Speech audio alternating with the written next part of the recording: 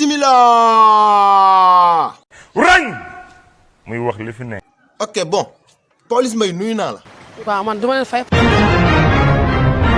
wat yow ñàkk nga kersa de. moom ak yàlla.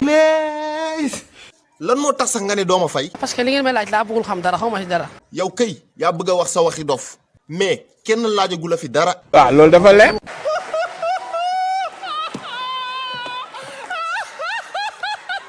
xaw ma Sonko xaw ma Khady Sarr xaw ñoo ñëpp xaw ma ci kenn. kon yow kan nga xam.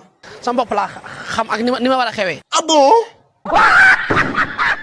te ay seytaan ngeen bu leen ma dugal. yow mii rek yaay seytaane bu mag bi yow mii dem ba tribunal te kenn xamul lan nga fay wut. tribunal dafa rëy ku ne am na fi part pour ñëw fi dama fay ñëw pour lijjanti sama bopp. ku xool sa bët yi xam ne affaire Adji Sarr moo la yóbbu tribunal. pas ay Sonko wala Khady Sarr ay seytaane ngeen bu leen ma laajtee waxi affaire yooyu. waaye Pawlish arrête waay.